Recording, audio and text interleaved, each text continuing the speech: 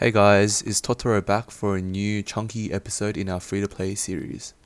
I've received an overwhelming amount of support in the past few weeks, so thank you all for that.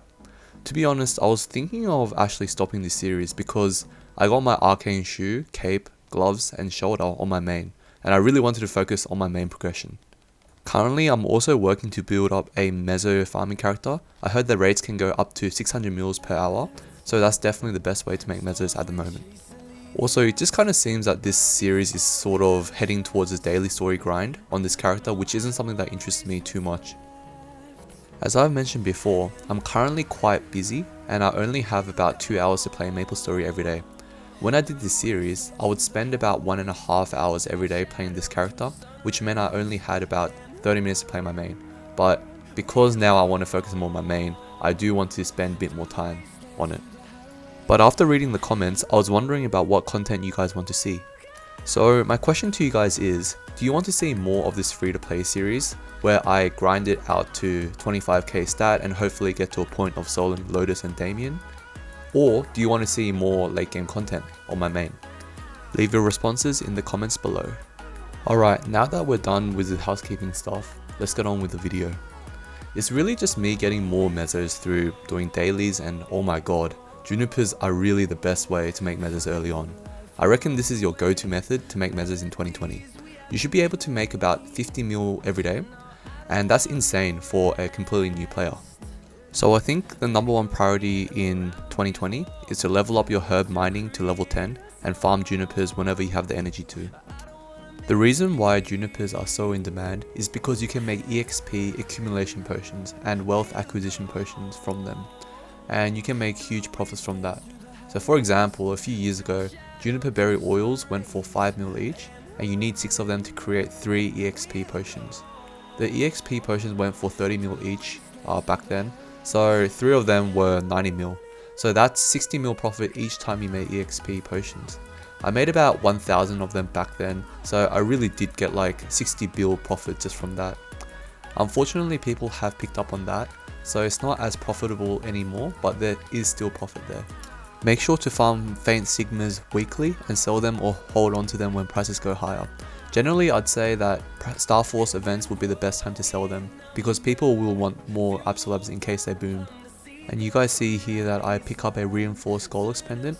It was quite an investment of 50 mil, but the 3 set Golux set will help me go through the dailies much more efficiently, so it was definitely worth picking up. I did a quick equips video in this section. I figured a lot of you might be wondering how I geared up. I got as many boss accessories as I can early because they're cost efficient. Only like 1 mil each. I got my CRA set through the Tenero burning event, but also bought a set because these ones are temporary. And that set me about 50 mil mesos. I got my reinforced belt and earring for about 3 mil each. And just then I spent 50 mil mesos on getting a reinforced pendant. Star Forcing took about 60 mil mesos, as you guys saw in the previous video. So I think I spent about 170 mil mesos to get to 250k range. Not bad.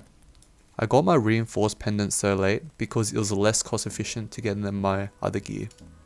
This is currently the list of dailies that I have done on this character. This game is a bit of like a balance between trying to find how much time you have versus how much dailies you can do and progressing through that. So there's definitely a lot more I could have done, but I just didn't really have the resource of time to do them back then. I got lazy with leveling my herbing, so you'll see me here picking up some cheap seeds and flowers from the auction house to fuse and quickly level up my herbing. It's much faster that way. It's because purple flowers are level 10, so for every level your herbing is lower, there is a chance to fail. I believe it's 10% each level that you're lower, but someone correct me with that if it's wrong. So I think if you're level 8, you'll have 20% chance of failing and 80% chance of passing.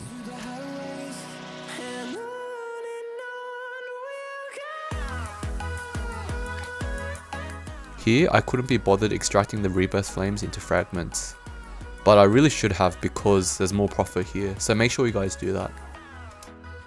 So if you're watching now, you probably have realized by now that most of my profit have come from the Juniper Berry seeds and Juniper Berry seed oils. I think I've roughly made about 500 mil mesos over this series, you know, just total mesos, and of course I've spent most of that as well. But around 300 mil came from the Juniper Berry seeds. So really make sure to take advantage of that. I was also thinking about doing like videos where I just kind of look at events and break down and predict what will happen with certain items. So for example, Marvel getting announced means because there's more arcane weapons and armors in the economy, that things like droplets will go down in price. And yeah, like I hope you guys took advantage of that. But I was just thinking those kind of videos might be quite informative and will help those to kind of sniff out opportunities with events and understand how to react to the market changes. Alright, so note here that there's lady boss combs, and that's something that can be farmed to make a bit of profit. Here I picked up a Blackgate ring for a filler equip, just to add some raw stats. It's a good investment because it's only 20 mil mesos, but that's another potential line and more star forcing that you can do to add into your range. But currently, at this current point in time, the meta of the game right now is that mesos is worth a lot more than before. So depending on what you believe will be like the case, like if borders will come back or not, that will decide whether you should keep more maple points or keep more mesos in your inventory. I think that borders will always come back eventually, and so that's why I'm trying to keep as much maple points in my inventory as possible. But also I'm keeping a solid amount of mesos as well, just in case I could pick up some cheap stuff like the Petite Lunar pets. So another quick equips video here. There's not much other than my new Blackgate ring and cubing a few of my equips through the Master Craftsman cubes that bosses have dropped. Now I have 350k range, which is not bad at all. I guess if I did continue this series, it'll be interesting about what kind of choices I would have to make about my progression now, since that in 2020 Golux got reworked and now it's almost impossible to solo Helix unless you have an insanely funded account, and I think you need over 25k stat in order to actually solo Helix. So even on my main has 42k stat, and it doesn't take too long to kill Helix, but it does take a bit of time. So that's something that you know, I'm going to have to be mindful of if I do continue this series.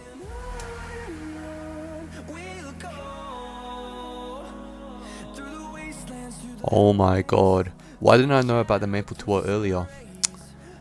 Well, actually I think that was released when I took a break from Maplestory, so I never heard of it before.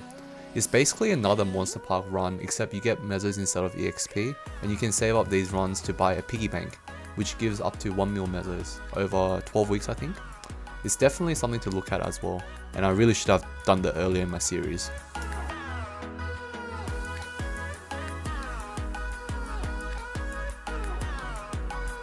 I saw earlier that the boss hair combs went for 4 mil each, so 100 for them.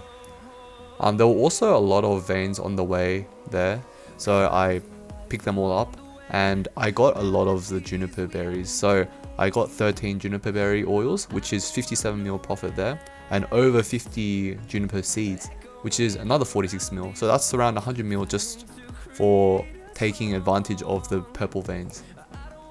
And I really should have known about Ursus earlier as well.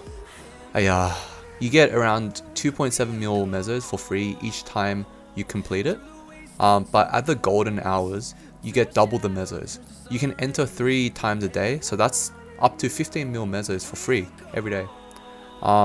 This was the first time I've actually ever run this, and I just died early on, and yeah, nobody really came to save me. And yay, familiar revamp. I bought some boogies because I wanted to get some item drop percent from them. It's RNG, but I think it's cost efficient to try and roll for those. More drops means better loot to sell. This is really handy, especially with elite monsters, since you have a chance of getting goodies such as QB Chaos Blades and Forever Unrelenting Flames, which can sell for a lot in the auction house. I wish I didn't take a break during the first familiar revamp on my main in February, because I could have farmed so many epic potential familiars and made a lot of profit, but oh wells. I saw Absolute Knuckles were cheap at the time, so I bought them. This was actually before Marvel was announced, so prices plummeted down even more. It's not like I could have predicted that from happening, so I think at that time my decision was not bad, but just in hindsight, that was, just a bad timing kind of thing. I ended up selling my Fafnir knuckle, which had pretty decent flames, for a similar amount, so I didn't make too much of a loss. Anyways, I end up here with 250mm mesos in roughly 2 weeks of playing. As I've mentioned, I'm not quite sure about what direction I want to take in this account, so please make sure to voice your opinions in the comments below, and I hope to see you guys in the next episode. Thank you!